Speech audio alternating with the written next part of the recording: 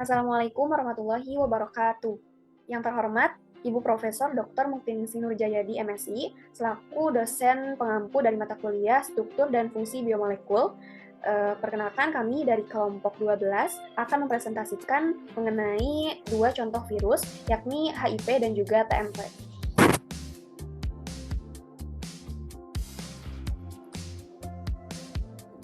Kelompok 12 ini beranggotakan saya sendiri, Nolaini Solihat, dengan NIM 13076211022, dan rekan saya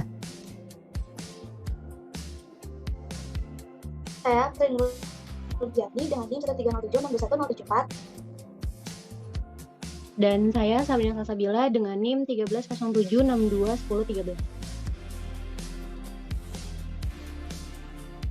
Baik, sebelum mempresentasikan mengenai dua contoh virus, kami akan menjelaskan terlebih dahulu virus secara umum. Nah, virus ini berasal dari bahasa Yunani, dari kata venom yang berarti racun. Virus ini adalah parasit mikroskopik yang menginfeksi sel organisme. Secara umum, virus merupakan partikel yang tersusun atas elemen genetik atau yang disebut dengan genom, yang mengandung salah satu asam nukleat, yaitu asam deoksiribonukleat atau yang dikenal dengan DNA, ataupun asam ribonukleat atau yang dikenal dengan RNA. Nah, virus ini dapat berada dalam dua kondisi yang berbeda, yaitu secara intraseluler, yakni dalam tubuh inangnya, maupun secara ekstraseluler, yaitu di luar tubuh inang. Virus ini merupakan suatu partikel yang sampai saat ini masih diperdebatkan statusnya, apakah ia termasuk makhluk hidup maupun benda mati. Virus dapat dikatakan sebagai makhluk hidup karena virus memiliki asam nukleat, namun tidak keduanya, tetapi hanya salah satunya, yaitu hanya ada DNA atau RNA-nya saja. Dan juga karena virus ini dapat bereproduksi dengan replikasi dan hanya dapat dilakukan di dalam sel inangnya. Virus pun dapat dikategorikan sebagai benda mati karena virus ini dapat dikristalkan dan juga dicairkan. Struktur dari virus. Bentuk dari virus sendiri itu sangat bervariasi. Ada yang berbentuk bulat, oval, memanjang, silinder, dan juga ada yang berbentuk T. Ukuran dari virus itu sendiri sangat kecil, hanya dapat dilihat dengan menggunakan mikroskop elektron. Ukuran virus lebih kecil daripada bakteri. Ukuran virus ini berkisar dari 0,02 mikrometer sampai dengan 0,3 mikrometer. Nah, pada gambar yang terdapat di dalam PPT ini ditampilkan struktur dari virus TMP, dan juga ada virus adenovirus, virus influenza, dan juga bakteriophag P4. Selanjutnya,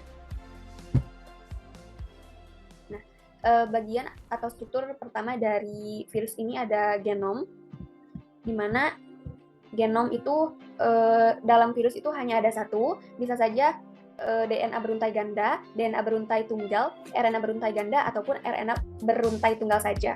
Nah, virus dapat disebut DNA atau virus RNA itu sesuai dengan jenis asam nukleat penyusun asamnya.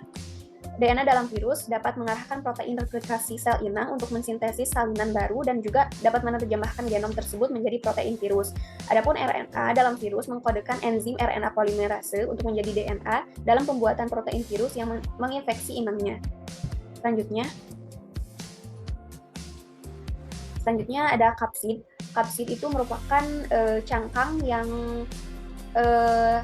menyelubungi genom virus. Bentuk dari kapsid itu tergantung pada tipe virusnya sendiri. Ada yang berbentuk seperti batang, polihedral, atau lebih kompleks lagi. Nah, kapsid ini tersusun dari banyak subunit protein atau yang disebut sebagai kapsomer. Kapsid memiliki 3 fungsi, yaitu untuk melindungi asam nukleat dari pencernaan oleh enzim, memungkinkan virion atau virus yang menular untuk menempel pada inang, dan dapat menyediakan protein yang memungkinkan virion menembus inang. Boleh selanjutnya? Selanjutnya ini ada amplovirus. Amplovirus ini berasal dari membran sel inangnya, di mana beberapa virus tidak memiliki amplovirus karena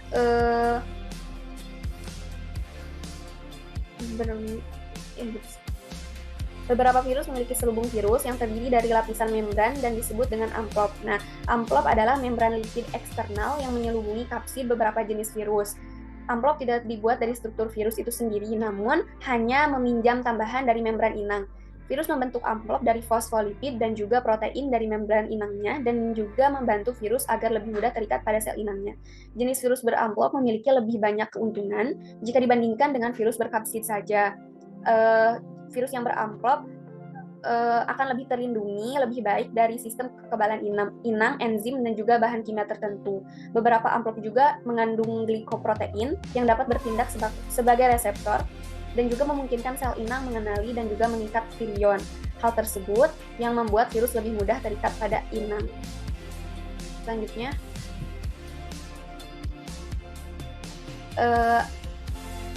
komposisi kimiawi yang terdapat di dalam virus itu yang pertama ada asam nukleat.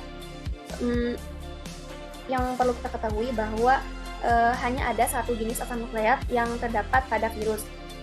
Ada yang hanya DNA-nya saja maupun yang RNA-nya saja. Fungsi dari asam nukleat pada virus itu adalah untuk mengatur informasi genetik untuk replikasi virus tersebut. Selanjutnya ada protein. Protein merupakan bagian terbesar dari kapsid yang berfungsi dalam replikasi komponen-komponen asam nukleatnya. Selanjutnya itu ada lipid. Hampir semua virus itu mengandung lipid, di mana lipid yang terkandung di dalam virus itu meliputi fosfolipid, glikolipid, lemak-lemak alamiah, asam lemak, aldehid lemak, dan juga kolesterol. Nah, substansi lipid yang paling banyak dijumpai pada sampul virus adalah fosfolipid.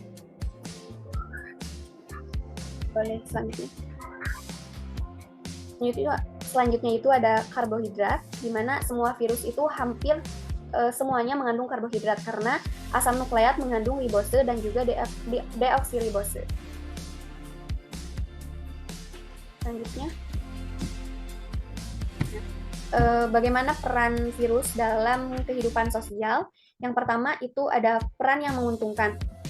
Virus dapat menguntungkan di dalam industri vaksin karena virus dapat dimanfaatkan dalam pembuatan vaksin protein, di mana selubung virus dapat digunakan sebagai protein khusus yang akan memacu terbentuknya respon kekebalan tubuh untuk melawan suatu penyakit.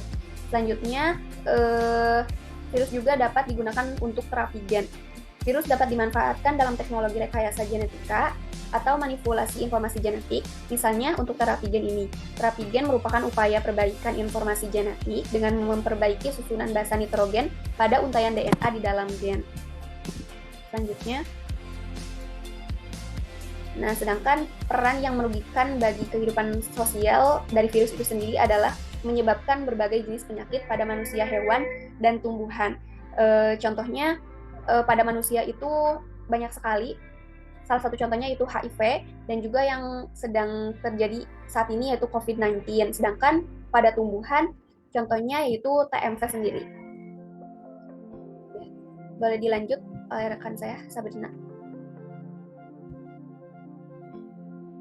Oke, selanjutnya kami akan membahas tentang HIV. HIV itu adalah Human Immunodeficiency Virus. Oke, boleh di next. Oke, what is HIV? HIV atau Human Immunodeficiency Virus itu adalah virus penyebab AIDS. Jadi, HIV itu terdapat di dalam cairan tubuh seseorang yang telah terinfeksi, seperti di dalam darah, cairan kelamin, dan air susu ibu. Dan virus ini menyerang sistem kekebalan tubuh manusia dan melemahkan kemampuan tubuh kita untuk melawan segala penyakit yang datang. Oke, lalu poin yang kedua, AIDS itu merupakan sindrom yang merupakan kumpulan gejala-gejala berbagai penyakit dan infeksi akibat menurunnya sistem kekebalan tubuh oleh virus HIV. Jadi AIDS ini merupakan tahap akhir dari infeksi HIV ketika sistem kekebalan tubuh kita itu sudah rusak dan terlalu lemah untuk melawan infeksi. Oke, yang ketiga termasuk superdomain biota kingdom virus. Lalu yang keempat termasuk dalam familia Retroviridae, subfamilia Orthoretroviridae, lalu dengan genus lentivirus. Lalu sejarahnya itu pertama kali ditemukan pada tahun 1979 di Amerika Serikat.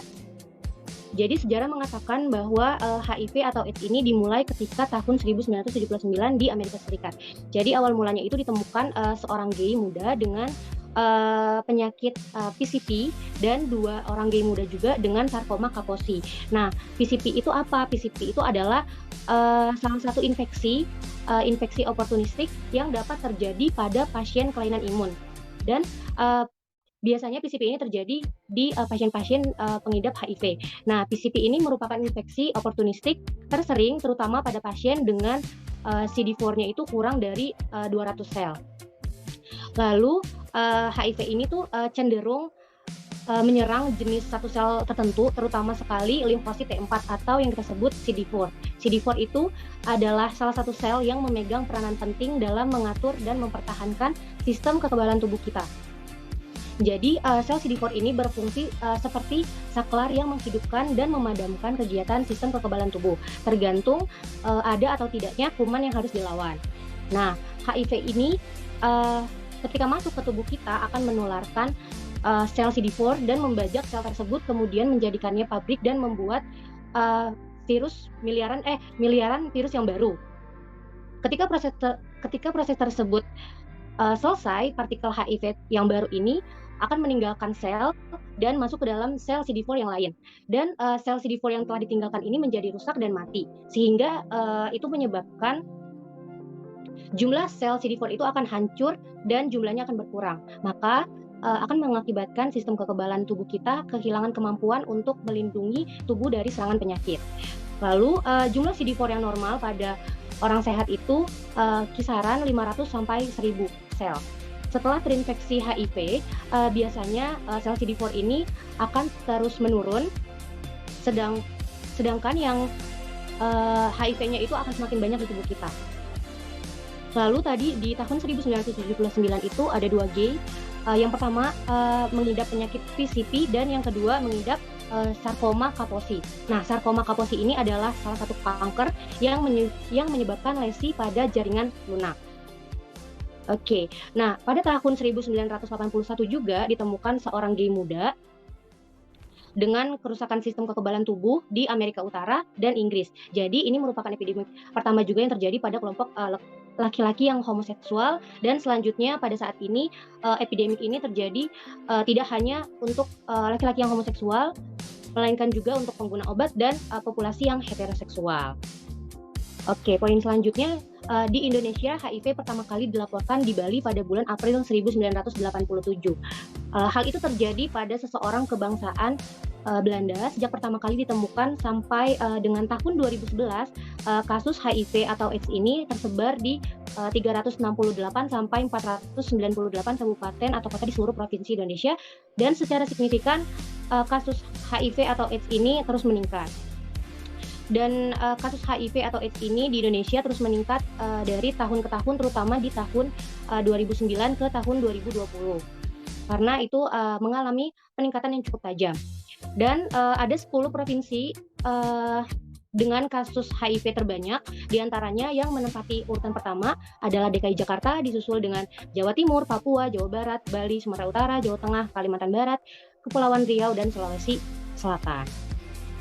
Oke, poin selanjutnya ada 3 cara penularan HIV atau AIDS, yaitu hubungan seksual, kontak langsung dengan darah, dan dari ibu hamil mengidap HIV kepada bayinya. Jadi 3 cara penularan HIV ini ada 3, yaitu hubungan seksual baik secara vaginal, oral maupun anal dengan seseorang pengidap.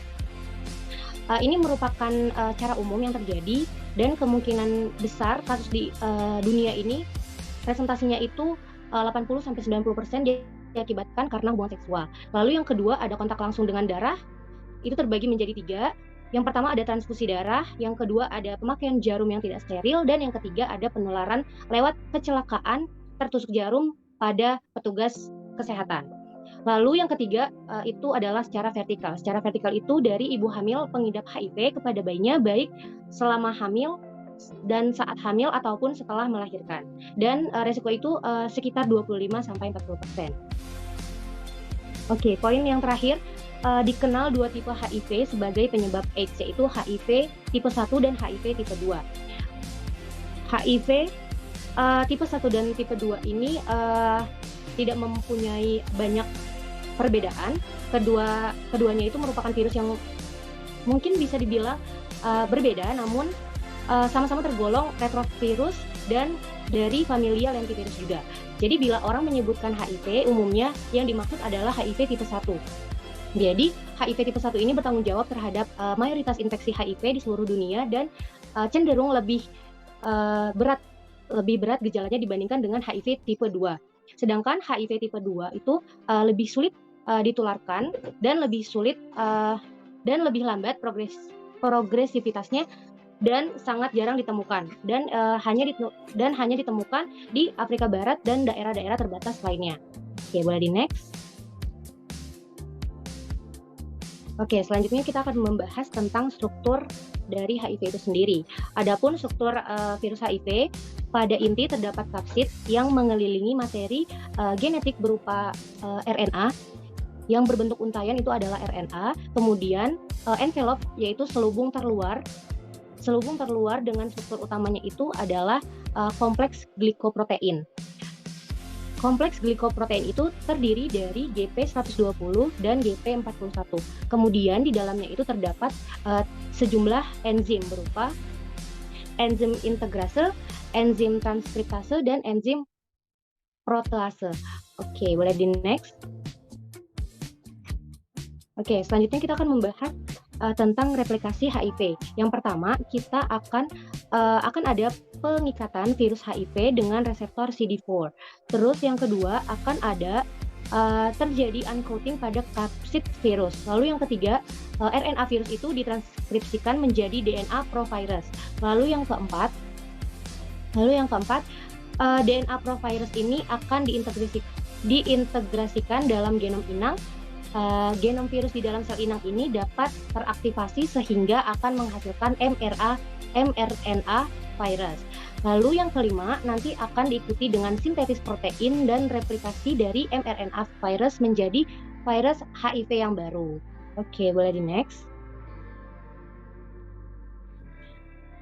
Oke, kita akan membahas tentang perjalanan penyakit HIV.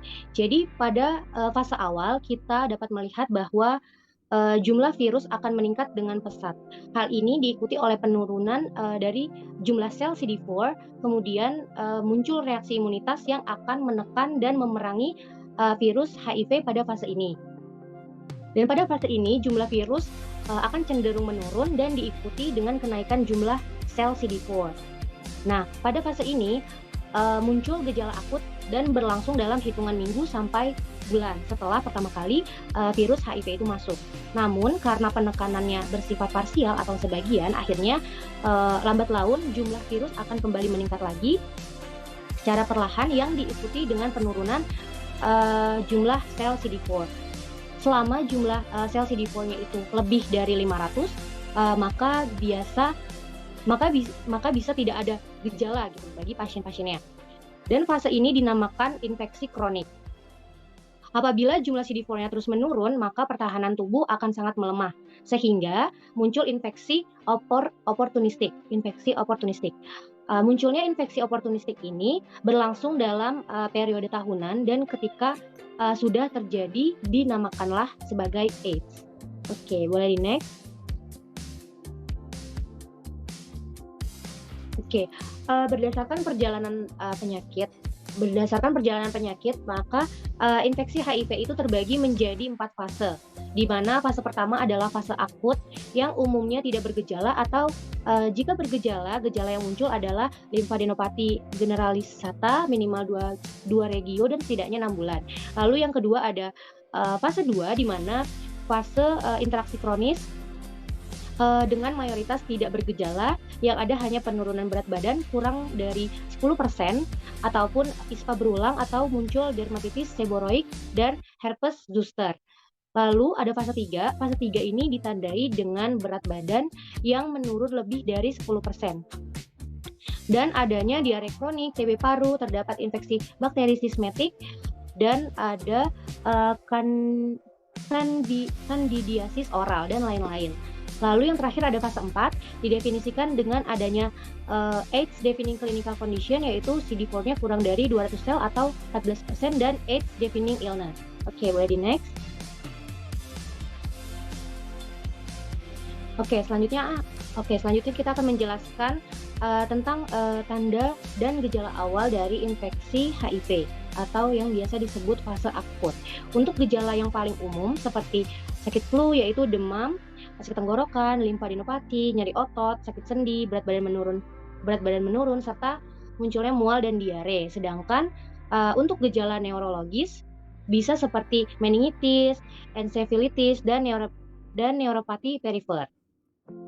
Sedangkan untuk gejala dermatologis atau kulit itu terdapat ras mukulopapular eritematosa dan ulkus mukokutan. Oke, boleh di next.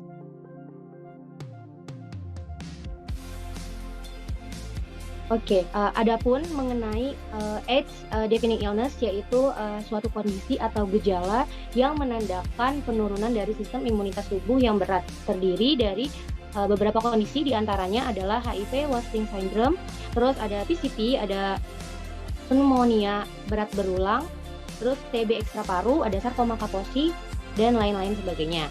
Oke, meskipun tidak ada obat untuk HIV itu sendiri, obat yang disebut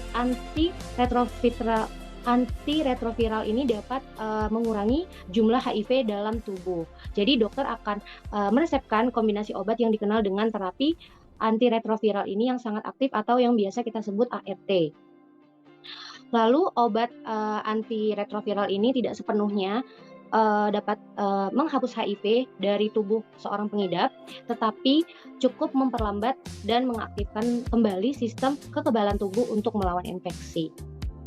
Oke, selanjutnya ada dampak dari HIV itu sendiri, di mana yang kita tahu tidak hanya mempengaruhi dalam sektor kesehatan saja, HIV juga mempengaruhi sektor ketiga ini, di mana ada sektor ekonomi, sektor sosial, dan sektor psikologi. Di mana di sektor ekonomi ini terbagi menjadi dua, ada dampak ekonomi secara langsung dan dampak ekonomi secara tidak langsung. Di mana dampak ekonomi secara langsung ini, para epidemi HIV atau AIDS ini akan menimbulkan biaya yang tinggi, baik dari pihak OTH maupun pihak rumah sakit. Lalu yang kedua ada dampak ekonomi secara tidak langsung, di mana HIV atau AIDS ini memperlambat pertumbuhan ekonomi dengan merusak jumlah penduduk yang mempunyai kemampuan produksi yang baik.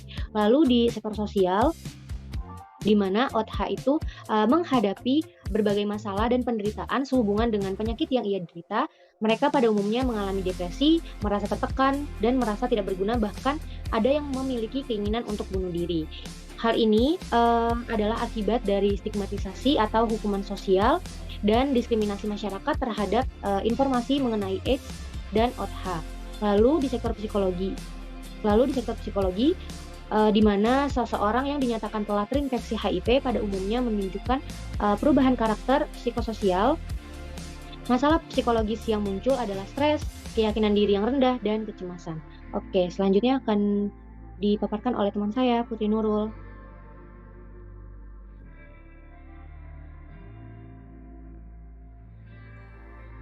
Baik, saya lanjutkan.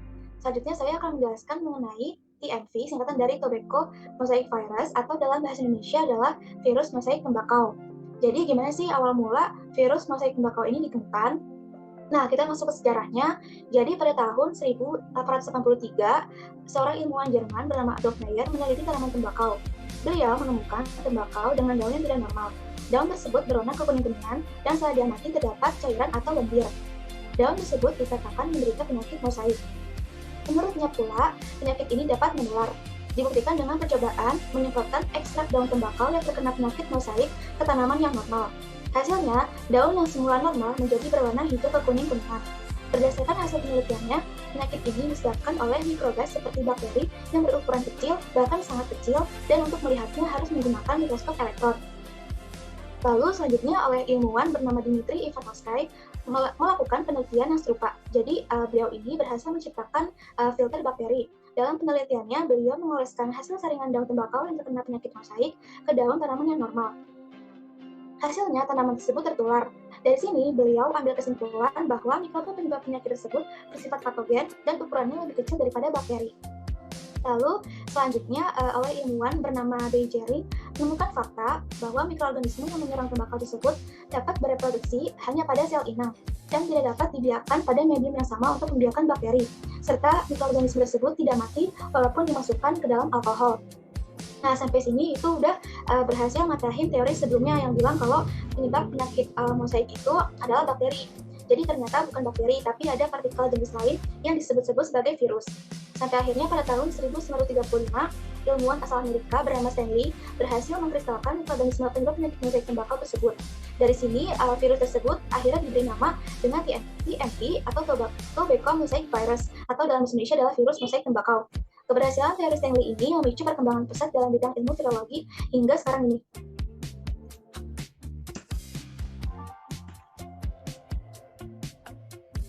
Lalu, baik selanjutnya, jadi di antara banyak jenis virus yang ada, ternyata mayoritas virus itu bersifat patogenik terhadap tanaman.